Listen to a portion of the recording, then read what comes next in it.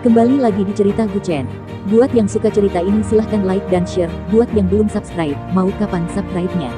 Oke, kita langsung aja ke ceritanya. Semua diawali dengan perceraian. Bab 331-335. Keduanya mengobrol sebentar di pinggir jalan, dan Jiang Ximing berbalik dan bersiap untuk masuk ke dalam mobil dan pergi. Hei, apakah kamu meninggalkan sisi barat kota seperti ini sekarang? Jiang Feng juga menatapnya dengan heran dan berkata, beberapa keluarga besar bekerja keras untuk sampai ke barat kota, dan mereka bersaing satu sama lain dalam perjalanan. Begitu mereka tiba di barat kota, Jiang Ximing berencana untuk pergi hanya karena Gu Chen tidak melihatnya. Sebuah kata, itu akan terlalu terburu-buru. Meskipun Ye Dongqing memang mungkin meninggalkan sisi barat kota, bagaimanapun juga, tidak mungkin berkeliaran di jalan sambil menyeret sebuah kotak. Tapi mungkin juga masih berada di sebelah barat kota. Bukankah sia-sia jika mereka pergi seperti ini? Kamu tidak perlu tahu kemana aku akan pergi. Jika kamu ingin berada di sebelah barat kota, maka beradalah di sebelah barat kota. Nona Ye mungkin memang berada di sebelah barat kota, jadi aku tidak akan bersaing denganmu. Jiang Ximing melambaikan tangannya dan terkekeh, kesempatan ini, aku berikan padamu. Kita semua harus melakukannya sesuai dengan kemampuan kita, apakah aku ingin kamu mengizinkanku melakukannya? Jiang Feng menatapnya dan berkata dengan marah.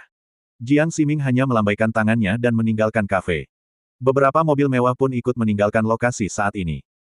Jiang Feng berdiri di pinggir jalan, selalu merasa seolah-olah dia telah melewatkan suatu hal, tetapi Jiang Ximing telah menyadarinya, tetapi dia tidak dapat memahaminya tidak peduli bagaimana dia memikirkannya. Tuan, menurutku kita harus pergi juga. Seorang pria parubaya di sebelahnya berkata dengan lembut. Pergi. Kita baru saja tiba di sebelah barat kota. Pria parubaya itu melihat sekeliling dan kemudian mengingatkan dengan suara rendah, Tuan, tidak ada hotel bintang 5 di sebelah barat kota. Hotel bintang 5. Jiang Feng memikirkan kalimat ini dalam benaknya dan tiba-tiba mengangkat kepalanya, benar. Hotel bintang 5 biasanya terletak di pusat kota, di sisi timur. Sisi barat kota masih dalam pengembangan zona, bahkan jika Nona Ye baru saja tiba di barat kota, tetapi jika dia ingin tinggal, dia pasti akan tinggal di hotel bintang 5. Keluarga Jiang memiliki hotel bintang 5 di pusat kota-kota. Keluarga Jiang kita memiliki hotel bintang 4 di dekat sungai. Meskipun tidak ada hotel berbintang 5, ada Royal Private Hotel. Standarnya tidak lebih rendah dari hotel berbintang 5. Jika saya Nona Ye, saya pasti akan datang ke keluarga Jiang kita. Pria parubaya di sebelahnya berkata dengan lembut. Faktanya, hotel berbintang tidak terlalu bagus. Harus dibatasi dalam banyak aspek. Banyak fasilitas, pilihan sarapan, dan pelayanan harus sesuai dengan standar bintang untuk menghindari dikontrol oleh orang lain, keluarga tidak mengajukan penilaian. Namun pelayanan dan fasilitas hotel keluarga Jiang semuanya disebut fasilitas kerajaan. Anda bisa menikmati kenikmatan bak kaisar di sini. Jadi uang mengalahkan segalanya. Jika Anda punya uang, Anda bisa mendapatkan semua layanan yang Anda inginkan. Apalagi jika ingin check-in ke hotel keluarga Jiang, Anda perlu membuktikan identitas Anda. Hal ini setara dengan fakta bahwa hotel ini hanya ada untuk menerima VIP. Ayo pergi. Kembali ke pusat kota. Jangan biarkan keluarga Jiang yang memimpin. Selain itu, kirim orang untuk terus mencari di barat kota. Jika menemukan jejak Nona Ye, segera laporkan padaku. Segera setelah kamu menemukan sesuatu seperti ini, segera beritahu aku. Jiang Feng memandang pria parubaya itu dan berkata dengan lembut. Pria parubaya itu mengangguk diam-diam saat melihat antusiasme Jiang Feng kali ini. Benar saja, pria ini sedang mengalami proses pertumbuhan. Oke, saya akan segera mengirim orang ke barat kota. Cari di setiap jalan. Jiang Feng sedikit mengangguk, diam dan amati secara diam-diam. Ada keributan besar hari ini, tapi hasilnya belum diketahui. Tidak mudah untuk menyalahkan Tuan Yang. Beberapa keluarga besar hampir membawa kekacauan ke kota Jiangsu di pagi hari. Pada akhirnya, mereka tidak dapat menemukan Ye Dongqing. Sebaliknya, mereka membuat lalu lintas menjadi kacau. Jika ini terus berlanjut, akan terjadi kekacauan di Jiangsu. Sekretaris Wang akan melakukannya berada di sana saat itu, dan Tuan Yang pasti akan maju untuk menghukum beberapa keluarga besar, dan tidak dapat menempatkan kepentingan mereka pada masalah massa. Di pusat Jiangsu saat ini, Ye Dongqing sedang berjalan di pinggir jalan mengenakan masker. Dia memang berencana untuk menemukan hotel berbintang 5 untuk menginap. Tapi ketika dia berjalan di jalan, dia merasa seolah-olah seseorang mengikutinya ke di Hotel Yulin. Dia menyeret koper ke lobi. Halo, selamat datang di Hotel Yulin. Apakah Anda ingin check-in? Resepsionis cantik di meja depan berkata dengan lembut. Ye Dongqing mengangguk sedikit, dan melihat keluar pintu dari waktu ke waktu, sepertinya ada seseorang yang mengikuti saya di belakang. Bagaimana situasi keamanan di Hotel Bintang 5 Anda? Jangan khawatir tentang itu. Penjaga keamanan di meja depan hotel kami semuanya adalah pensiunan personel militer. Untuk menjamin keselamatan para tamu, ada juga tombol sekali sentuh di kamar untuk menelepon front desk. Dalam hal keamanan, Anda dapat yakin. Bagus. Saya ingin salah satu kamar Anda yang paling mahal. Terima kasih. Setelah mengatakan itu, Ye Dongqing mengeluarkan kartu banknya dan segera menjalani prosedur check-in. Tapi begitu dia naik ke atas, dia masih berada di dalam lift ketika dia melihat dua pria kuat bergegas masuk dari luar pintu lobi dan berkata, "Saya melihatnya di lift." Hei! Sepertinya aku tidak bisa lagi tinggal di hotel ini. Ye Dongqing menggelengkan kepalanya tanpa daya dan menghela nafas. Jika tebakannya benar, sekelompok orang yang mengikutinya keluar mungkin berasal dari hotel yang sama. Ini bukan pertama kalinya Ye Dongqing menghadapi hal semacam ini. Bagaimanapun, semua orang ingin memanjat pohon besar keluarga Ye. Jadi begitu Ye Dongqing tiba di kota tertentu, beberapa keluarga di kota itu akan mulai mengejarnya, hanya untuk mendapat kesempatan berbicara dengannya sendirian. Saat ini, front desk. Kedua pria kuat itu bergegas ke meja depan dan memandang ke resepsionis cantik itu dan berteriak dengan cemas, di kamar mana wanita itu menginap tadi. "Pak, jika Anda tidak ingin tinggal, silakan keluar. Tidak tepat untuk memberitahumu pertanyaanmu." Gadis itu memandang mereka berdua dengan wajah dingin dan berkata dengan suara yang dalam. Saat ini, mobil mewah lain berhenti di luar pintu, dan Jiang Ximing segera keluar darinya. "Di mana Nona Ye?" ucapnya terlebih dahulu setelah masuk. Setelah dua pria kuat itu melihatnya, mereka dengan cepat dan penuh hormat berkata, "Tuan Jiang, saya melihat Nona Ye naik lift dengan mata kepala saya sendiri, tetapi wanita ini menolak memberi tahu kami. Jika informasi tamu bocor hanya dengan pertanyaan biasa, saya khawatir tidak ada yang berani menginap di hotel seperti ini. Ini kartu identitasku." Jiang Ximing menyerahkan kartu identitasnya kepada wanita cantik di meja depan. Ketika wanita itu melihat nama di kartu identitasnya, dia sedikit menutup mulutnya dengan tangan kecilnya. "Jiang, Tuan Jiang, pewaris masa depan hotel ini." Resepsionis cantik itu berkata sambil menatapnya dengan tangan gemetar. "Seperti yang saya katakan sebelumnya, reputasi Jiang Ximing jauh melebihi Jiang Feng di luar. Dia mengandalkan kekuatannya sendiri untuk membuat semua karyawan keluarga Jiang mengenalnya, dan keluarga Jiang memang melatihnya sebagai penerus keluarga di masa depan. Oleh karena itu, Jiang Ximing telah muncul di perusahaan dan di berbagai industri di bawahnya. Sekalipun dia belum menunjukkan wajahnya, pasti ada yang mendengar namanya. Saya di sini untuk urusan pekerjaan. Apakah seorang wanita bermarga Ye baru saja memesan kamar di sini?" Jiang Ximing berkata dengan lembut sambil melihat keindahan di meja depan. Gadis itu segera memeriksa komputernya, mengangguk dan berkata, "Baru saja, seorang tamu wanita bermarga Ye memesan kamar pribadi mewah di lantai atas hotel kami." Jiang Ximing tertawa saat ini. Ye Dongqing datang ke hotel keluarga Jiang. Bukankah ini Tuhan yang membantu keluarga Jiang? Selama ia berhasil mendapatkan hak keagenan dari keluarga Ye, ia akan mampu mengharumkan nama dirinya di dalam keluarga, menjadi calon kepala keluarga, bahkan berpeluang menjadi kepala generasi termuda. Keluarga Jiang datang ke lantai paling atas. Sebenarnya kamar di lantai paling atas tidak banyak, total hanya ada 3 kamar. Tiap kamar memiliki pemandangan berbeda dan harga berbeda. Kamar pribadi kelas atas berharga 68.800 per malam. Untuk seseorang seperti Ye Dongqing yang lahir dari keluarga kaya, jumlah uang ini mungkin hanya sebanding dengan makanannya. Jiang Ximing datang ke pintu kamar pribadi paling atas, meluruskan kerah bajunya, menoleh dan melirik rombongan di belakangnya, meminta mereka untuk berdiri jauh, jangan sampai Ye Dongqing tidak senang ketika ada terlalu banyak orang nanti. "Tok tok tok. Nona Ye.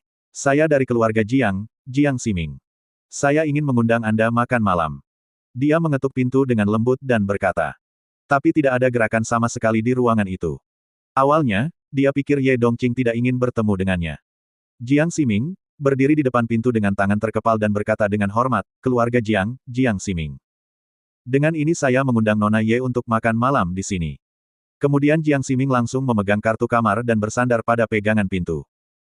Hanya keluarga Jiang yang memiliki kartu kamar ini, dan dia tidak diperbolehkan menggunakan kartu kamar ini untuk membuka kamar tamu sampai saat yang penting. Ketika dia membuka pintu dan melihat-lihat, dia melihat bagian dalamnya bersih dan tidak ada tanda-tanda ada orang yang tinggal di sana. Mereka bilang wanita tertua dari keluarga Ye sangat pintar, dan itu benar. Jiang Ximing tidak bisa menahan senyum pahit. Itu menunjukkan betapa waspadanya Ye Dongqing, bahkan bisa lolos dari jarak yang begitu dekat. Saat ini di garasi bawah tanah Hotel Yulin. Ye Dongqing menyeret koper keluar dan berjalan keluar sampai dia mencapai pintu belakang hotel.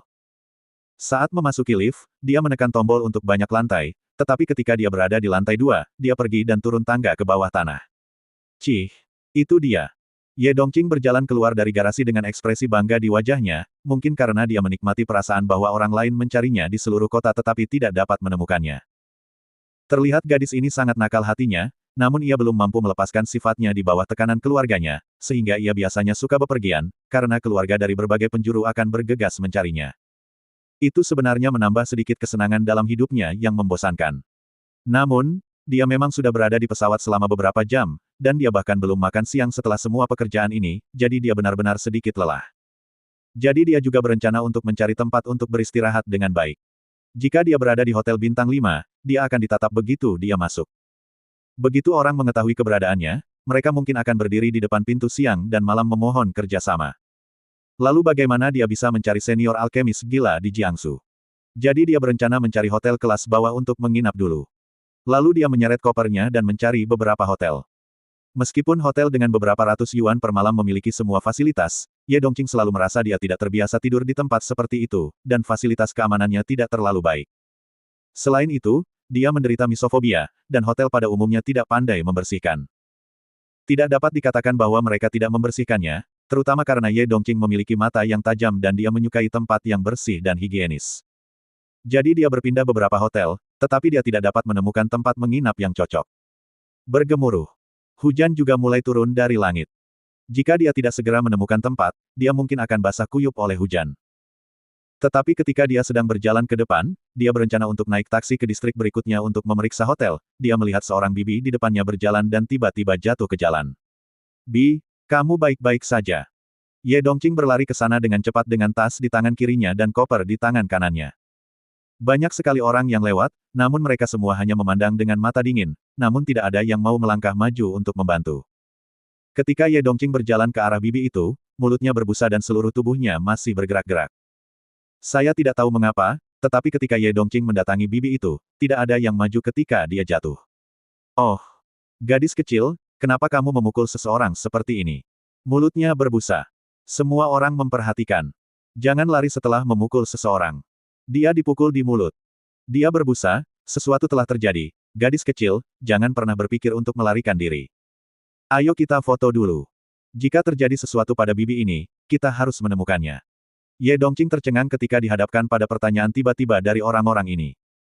Dia jelas memiliki niat baik dan berencana untuk melangkah maju untuk menyelamatkan orang, jadi bagaimana dia bisa dijebak karena memukul orang seperti ini? Saya seorang dokter. Saya melihatnya pingsan dan datang untuk memeriksanya. Ye Dongqing menjelaskan dengan cepat. Itu benar. Keluarga Ye adalah keluarga bahan obat. Setiap orang adalah ahli pengobatan tradisional Tiongkok, dan keterampilan medis mereka tidak kalah dengan para dokter pengobatan tradisional Tiongkok kuno di rumah sakit pengobatan tradisional Tiongkok. Di luar. Oleh karena itu, Ye Dongqing telah mengikuti telinga dan mata kakeknya sejak dia masih kecil. Mempelajari 7 poin. Di manakah ada orang yang baik hati saat ini? Mengapa Anda membantu jika Anda tidak memukulnya? Bagaimana seorang gadis kecil yang cantik belajar berbohong? Seorang pria parubaya yang mengenakan jaket mengejek. Seorang wanita pedesaan berkulit gelap di sebelahnya juga menunjuk dan berkata, itu dia. Bukan kamu yang memukulnya, jadi kenapa kamu menahannya? Sekarang dia terjatuh di depanmu, dan kamu masih ingin mencari alasan. Jika Anda seorang dokter, Anda akan menyembuhkan orang. Kamu. Hal ini membuat Ye Dongqing marah. Meskipun dia sangat pandai bicara, dia tidak memiliki kekuatan untuk menjawab ketika dihadapkan pada apa yang dikatakan banyak orang. Belajar kedokteran adalah tentang menggantungkan pot untuk membantu dunia. Guru dari keluarga Ye selalu begitu untuk membantu yang lemah, yang miskin, dan yang terluka. Dia hanya melihat ketika bibi itu jatuh langsung ke jalan, itu adalah reaksi naluriah untuk bergegas menyelamatkan orang. Ye Dongqing memiliki sedikit kontak dengan masyarakat kelas bawah, jadi dia tidak terlalu tahu. Dia tidak tahu aturan tak terucapkan di bawah ini. Terkadang niat baik sering kali berujung pada hal buruk. Tolong hubungi 120 dulu.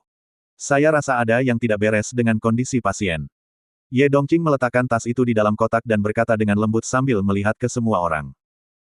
Lagi pula, dia tidak membawa barang pertolongan pertama, dan dia hanya membutuhkan tindakan darurat paling banyak, jadi pada akhirnya dia harus bergantung pada rumah sakit.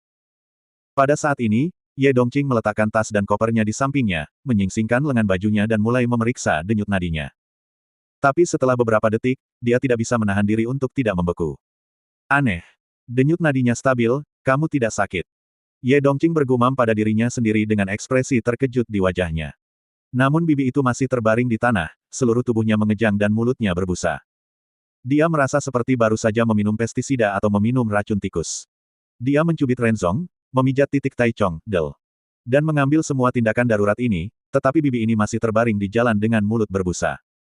Sulit untuk dipahami karena keterampilan medis saya dangkal atau saya belum pernah menghadapi penyakit seperti ini. Tetapi ketika Ye Dongqing bertanya-tanya apakah keterampilan medisnya tidak cukup baik, bibi yang tergeletak di jalan tiba-tiba meraihnya dengan satu tangannya, dan dia langsung berdiri. Maaf, nak.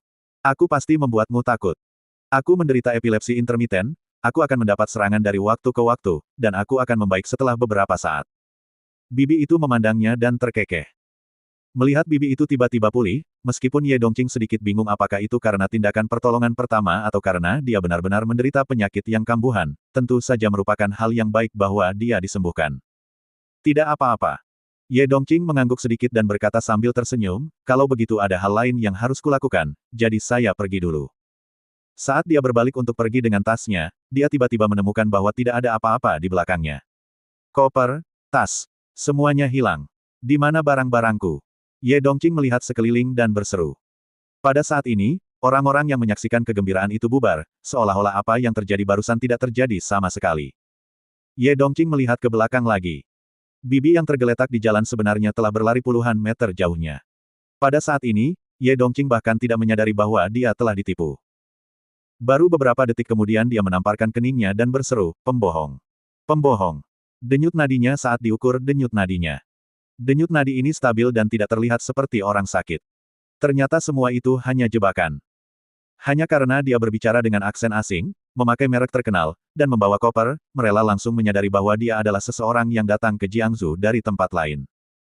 Kelompok geng ini secara khusus memilih gadis-gadis muda yang berpikiran sederhana atau tidak memiliki rasa pencegahan yang tinggi.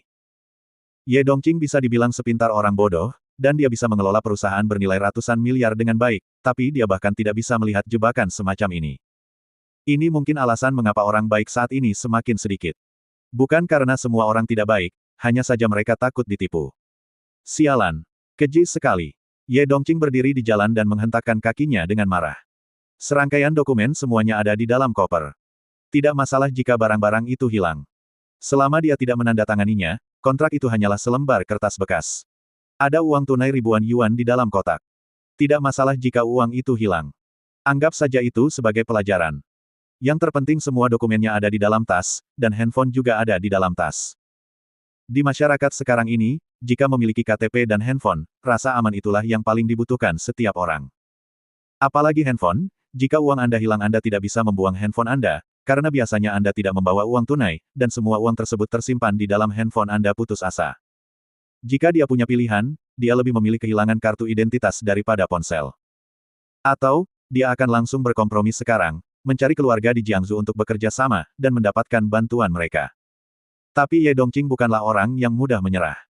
Setelah mencari ke seluruh tubuhnya, dia menemukan 2 koin 1 yuan di sakunya. 2 yuan saja sudah cukup untuk membeli roti kukus sekarang. Mereka berada di gang saat ini. Beberapa pria parubaya sedang melihat-lihat koper dan tas tangan Ye Dongqing. Lihat, ada banyak uang di tas ini.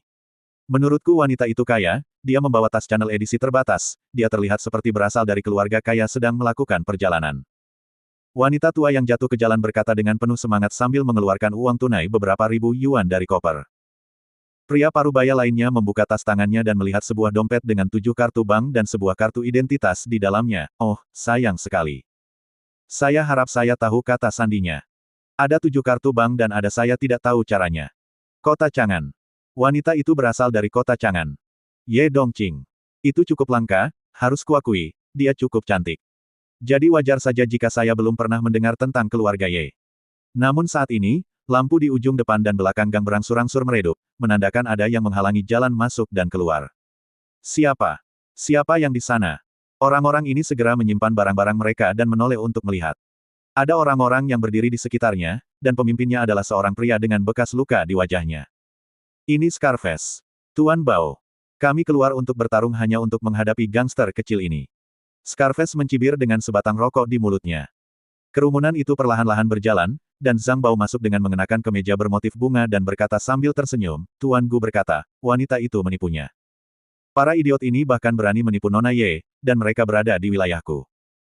Tuan Scarface, kenapa saya tidak memberi Anda kesempatan untuk menunjukkan wajah Anda? Saya tidak akan menerima pujian apapun. Sebelumnya, setelah Gu Chen melihat pergerakan besar dari beberapa keluarga besar di barat kota mencari keberadaan Ye Dongqing, dia menelepon Zhang Bao. Sejujurnya, jika dia mencari seseorang di kota, keluarga Jiang itu, keluarga Jiang, keluarga Sangguan, dan keluarga Bai benar-benar tidak sekuat kekuatan Zhang Bao di jalan. Sekarang tangan dan matanya ada di seluruh Jiangsu, dan pengikutnya ada di seluruh Jiangsu, terutama eyelinersnya beri dia kesempatan. Foto itu juga menggambarkan cara berpakaian Ye Dongqing.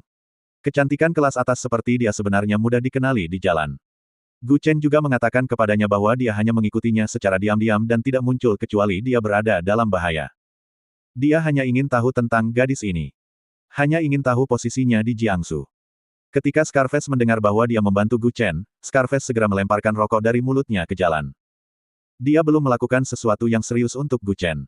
Tidak masalah. Ini urusan Tuan Gu, jadi saya harus mengurusnya. Scarface melemparkan puntung rokok ke jalan, meludah dan berkata sambil tersenyum buruk. Ketika kelompok itu melihat Zhang Bao datang, mereka segera berlutut di jalan dan memohon. Tuan Bao, Tuan Scarface, kami tidak menipu uang di wilayah Anda, jadi tolong lepaskan kami. Pria parubaya berkacamata berlutut di tanah dan meratap. Scarface menggerakkan pergelangan tangannya dan mencibir, menipu uang bukanlah apa-apa, tapi kamu salah. Kamu menipu orang dan hal-hal yang seharusnya tidak kamu curangi. Salam olahraga. Dalam sekejap, segerombolan pemuda bergegas ke sana. Seluruh gang terdengar teriakan. Setelah memberi pelajaran pada sekelompok orang ini, Zhang Bao memilah koper yang mereka buka sepotong demi sepotong. Dan dia memasukkan semua kartu yang berserakan di jalan ke dalam dompetnya. Dia bahkan tidak melihat kartu identitasnya, karena dia tahu betul bahwa tidak baik baginya untuk mengetahui terlalu banyak tentang beberapa hal. Meskipun Zhang Bao memiliki ambisi, dia mengetahui kapasitas dan kemampuannya. Sekarang dia bisa mengelola wilayah seluas ini dengan baik, itu sudah sangat bagus. Dia memasukkan dompetnya ke dalam tasnya, lalu mengeluarkan ponselnya dan memutar nomor. Saat ini, di grup Junli, Departemen Keamanan. Sekelompok penjaga keamanan berperang melawan Tuan Tanah. Kecuali Gu Chen, wajah mereka lainnya ditutupi dengan catatan. 32. Aku bakalan meledak. Kartunya tinggal 1. Mau nggak mau, posting terus. Ayolah, Wan Chengdu, sudah disiapkan untukmu. Semua orang meletakkan kartu di atas meja dengan ekspresi tak berdaya. Hanya ada satu kartu tersisa, dan mereka pada dasarnya ditakdirkan untuk kalah. Oh, Kakak Chen, keterampilan pokermu terlalu bagus. Ajari kami, lalu mari kita keluar dan memenangkan sejumlah uang. Gu Chen mengangkat tangannya dan memukul kepalanya dan berkata dengan marah, permainan kartu ini hanya untuk hiburan, siapa yang membuatmu berpikir untuk menggunakannya untuk menghasilkan uang? Kapanpun kamu ingin menghasilkan uang dengan berjudi, kamu pasti akan kalah. Dengan keahlian Kakak Chen, Anda bisa mendapatkan gaji 1 tahun untuk kita semua dengan pergi ke kasino. Bukankah Kalak Chen di sini bekerja bersama kami? Harus diakui, kemampuan menyanjung orang-orang ini menjadi semakin kuat hari demi hari. Meskipun Gu Chen biasanya tidak suka mendengarkan sanjungan seperti itu, tetapi jika dia mendengarkannya sesekali, maka semakin baik. Saat aku kehabisan makanan, aku suka bermain kartu denganmu. Gu Chen merentangkan tangannya dan terkekeh. Semua orang tidak bisa tidak saling memandang, dan tidak ada dari mereka yang mengerti apa yang dimaksud Gu Chen. Kapten, apa yang dimaksud oleh Kakak Chen? Mengapa saya tidak mengerti? Wang Hu juga menggaruk kepalanya. Sejujurnya, dia tidak mengerti apa yang dimaksud Gu Chen, saya juga tidak mengerti. Kakak Chen, apa maksudmu dengan itu? Gu Chen berdiri di samping. Dia tertawa terbahak-bahak dan berkata, kamu sangat enak, mudah untuk dimakan. Sialan. Kakak Chen sangat hebat.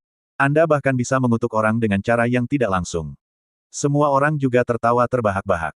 Saat ini, ponsel Gu Chen berdering di sakunya. Dia mengeluarkannya dan melihat bahwa itu adalah nomor telepon Zhang Bao, jadi dia berjalan keluar pintu. Di pintu. Katakan padaku. Gu Chen terkekeh. Zhang Bao tersenyum bangga di ujung telepon yang lain, Tuan Gu, seseorang baru saja menipu Nona Ye atas koper dan dompetnya. Apakah menurut Anda saya harus mengirimkannya kepada Anda atau mengembalikannya padanya? Di sana saja. Saya akan menelepon Anda ketika waktunya tiba. Baik, Tuan Gu. Jika tidak ada yang lain, saya akan urus ini dulu. Gu Chen berdiri di sana dan tersenyum tipis. Wajar jika karakternya tertipu saat keluar. Beberapa penipu profesional menargetkan orang luar karena mereka tidak terbiasa dengan tempat tersebut dan tidak memiliki tindakan pencegahan. Begitu mereka tidak punya uang, tidak punya KTP, dan tidak punya ponsel, sejujurnya, orang normal hanya bisa melapor ke polisi untuk meminta bantuan. Saat ini di persimpangan Jalan Huaiyang, Ye Dongqing berjalan keluar dari toko perhiasan dengan segepok uang tunai di tangannya. Dia baru saja menggadaikan kalungnya yang bernilai lebih dari 800.000 yuan di sini dan meminjam 100.000 yuan. Jika uang itu tidak dapat dibayar kembali dalam waktu 10 hari, kalung itu akan menjadi milik toko gadai. Untung saja dia biasanya memakai banyak perhiasan di tubuhnya. Jual cincin, anting, jam tangan, dan kalung saja bisa bernilai jutaan. Pertama, dia pergi ke toko ponsel untuk membeli ponsel. Awalnya, dia membutuhkan kartu identitas untuk membeli kartu ponsel, tetapi setelah Ye Dongqing menghubungi nomor di kota Chang'an, penjual wanita segera memberinya nomor telepon seluler.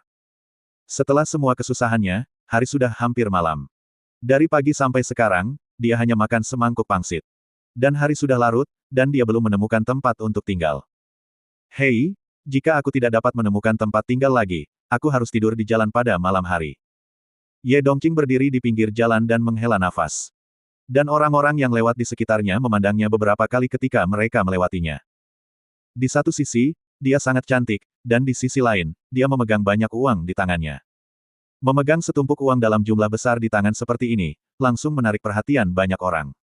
Dia cantik dan kaya raya. Ketika dia melihat orang-orang ini menatapnya, dia segera menggunakan mantelnya untuk menutupi uang itu. Namun, mantel panjangnya bahkan tidak memiliki saku. Bahkan jika Anda punya kantong, itu tidak dapat memuat 100.000 yuan ini. Sekarang dia kehilangan kartu identitasnya, dia tidak punya pilihan selain tinggal di villa rental. Itu hanya bisa di Meituan pesan B dan lihat apakah ada tempat untuk disewa. Hei, villa ini lumayan bagus. Ye Dongqing mengambil ponselnya dan melihat gambar di atas, sewanya 600, air dan listrik lengkap, villanya cukup mewah. Mengklik gambar, dekorasi villanya adalah juga bagus, dan lokasinya juga bagus. Sangat bagus dan dekat sekali dengan kota.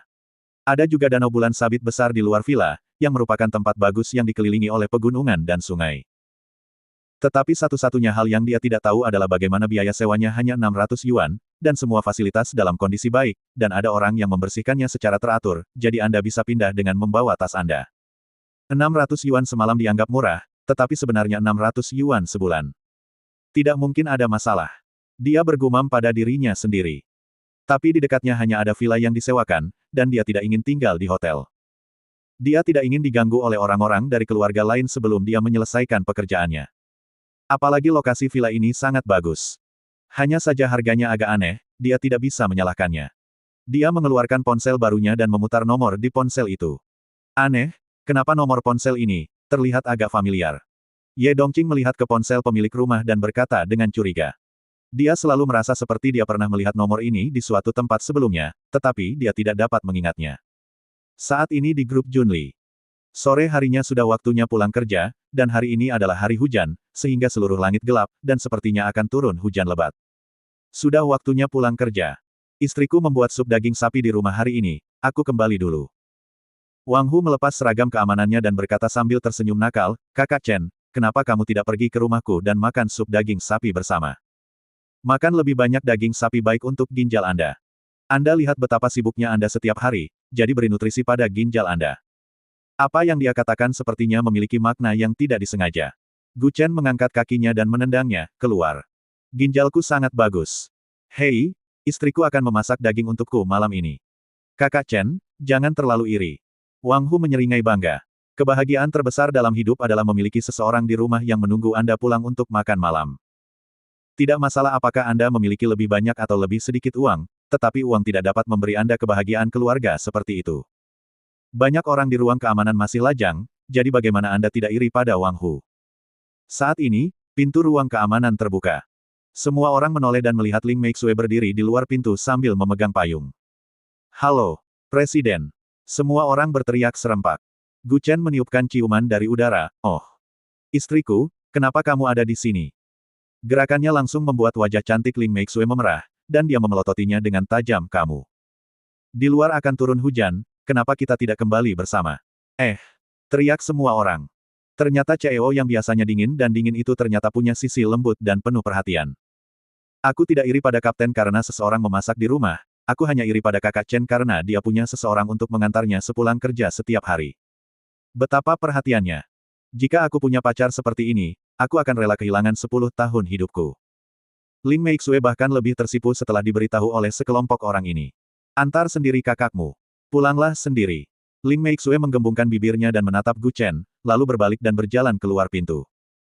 Gu Chen memandang semua orang dan tersenyum nakal, maaf. Aku harus mengambil langkah dulu. Sayang, tunggu aku.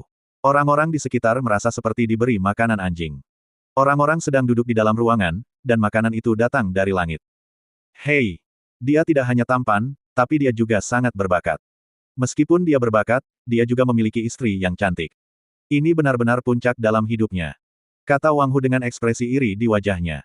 Awalnya dia ingin memberi makan makanan anjing kepada semua orang, tetapi dia tidak menyangka Gu Chen langsung membunuhnya. Pernahkah Anda memperhatikan bahwa Presiden tampaknya lebih banyak tersenyum daripada sebelumnya? Seorang pemuda di sebelahnya berkata sambil tersenyum buruk. Bukankah kakak Chen mengatakan wanita terbuat dari air? CEO agak istimewa. Dia terbuat dari soda. Beri dia udara segar. Bukankah itu tersisa tinggal manis? Seorang wanita yang dipelihara oleh cinta, di mana dia bisa berada. Ada begitu banyak emosi. Mereka mengerti. Namun, semua orang dapat melihat perubahan Ling Meixue. Dulu, dia tidak pernah menanyakan hal-hal di bawah ini, tetapi sekarang dia akan bertanya kepada karyawan di bawah dari waktu ke waktu apa pendapat mereka tentang perusahaan. Selain itu, Ling Meixue dulunya dingin dan tegas, dan dia selalu memiliki wajah dingin ketika bertemu orang, tetapi sekarang dia akan memiliki senyuman di wajahnya dari waktu ke waktu. Datang ke tempat parkir. Ling Meixue langsung menyerahkan kunci mobil kepada Gu Chen, menyetir. Bolehkah saya mengemudi? Bagaimana menurutmu? Aku datang untuk pulang kerja bersamamu, dan aku harus mengemudi. Ling Meixue menoleh ke samping dan mendengus, tetapi Gu Chen membungkuk dengan senyuman di wajahnya. Sayang, aku memperhatikan bahwa kamu sedang melihatku. Ada sesuatu di sana. Apa? Semua mata tertuju padaku. Gu Chen meletakkan kursi penumpang dan mendekat ke telinganya sedikit demi sedikit, merasakan aroma dari rambutnya. Pada saat ini, Ling Meixue merasa jantungnya akan melompat keluar. Dia bisa mendengar detak jantungnya yang keras. Ternyata dia juga tertarik dengan seorang pria. Di masa lalu, dia selalu berpikir bahwa dia mungkin tidak tertarik pada pria manapun dalam hidup ini, dan bahkan jika dia menikah, itu mungkin seperti menyelesaikan sebuah tugas. Tetapi saat ini, jantungnya benar-benar berdebar kencang, dan berdebar sangat kencang. Bahkan Ling Meixue pun bingung di dalam hatinya, apa yang terjadi padanya. Apakah dia tertarik pada pria ini?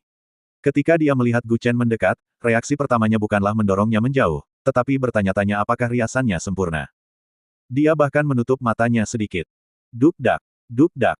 Mobil itu sangat sunyi sehingga Anda dapat mendengar detak jantung Anda dengan jelas. Namun saat ini, ponsel di saku Gu Chen berdering. Brengsek. Siapa yang menelepon saat ini? Kata Gu Chen dengan ekspresi terdiam. Dia mengeluarkan ponselnya dan melihat bahwa itu adalah panggilan asing lagi. Gu Chen langsung menutup telepon dan terus menundukkan kepalanya, abaikan hal-hal ini, ayo lanjutkan. Lanjutkan, saudari. Panggilan telepon ini benar-benar membangunkannya, dan dia hampir membiarkan bajingan ini memanfaatkannya. Bahkan Ling Meixue sendiri sedikit tidak jelas dengan apa yang baru saja terjadi. Detak jantungnya semakin cepat dan seluruh tubuhnya terasa sakit. Hei, sudah hampir. Hampir. Gu Chen berkata sambil tersenyum tak berdaya, tapi hari-harinya panjang. Dia sengaja membuat kata, tapi, sangat panjang. Bagaimana mungkin Ling Meixue tidak mengerti apa yang dia maksud? Dia mengambil bantal di kursi belakang dan memukulnya, jika kamu terus menjadi gangster, akankah kamu percaya malam ini aku akan mengebirimu secara kimia? Ding ding ding. Ponsel di saku Gu Chen berdering lagi. Apakah sales ini benar-benar putus asa sekarang? Gu Chen masih berkelahi setelah menutup telepon. Ling Meixue melempar bantal ke kursi belakang dan berkata dengan marah, cepat sambungkan dan pulang. Gu Chen menjawab telepon, dia mendengar suara familiar datang dari ujung sana. Maaf, apakah gedung C1 Villa Yuhuatai di tepi selatan Jalan Binjiang adalah rumah Anda? Bisakah itu disewakan? Mendengar suara ini, Gu Chen tertegun sejenak. Brengsek, bukankah ini suara Ye Dongqing? Dia masih memikirkan mengapa, tetapi dia ingat Zhang Bao mengatakan sebelumnya bahwa seseorang telah mencuri ponsel dan kartu identitasnya dari kopernya dan Ye Dongqing kehilangan semuanya. Sekarang Ye Dongqing mungkin sedang mencari cara untuk membeli ponsel baru. Saat memesan B dan B di Meituan, Anda hanya perlu memasukkan nomor ID Anda di sana. Paling cepat memakan waktu seminggu untuk mendapatkan ide baru, jadi dia hanya bisa mencari tempat yang tidak memerlukan ide dan memiliki lingkungan yang bagus. Kawasan Villa Yuhuatai adalah kawasan terkaya di Jiangsu. Setiap villa di dalamnya dijual seharga ratusan juta, dan rumah Gu Chen dianggap sebagai raja bangunan. Lokasi, lingkungan, dan dekorasinya semuanya terbaik, itulah sebabnya dipilih oleh seseorang yang pilih-pilih seperti Ye Dongqing. Namun, mereka berdua pernah bertemu dan berbicara sebelumnya. Jika Gu Chen membuka mulutnya, bukankah Ye Dongqing akan tahu itu dia? Gu Chen terbatuk ringan, menyalakan musik di dalam mobil, lalu berkata dengan suara yang dalam sambil mencubit tenggorokannya. Ya, saya pemiliknya. Bersambung.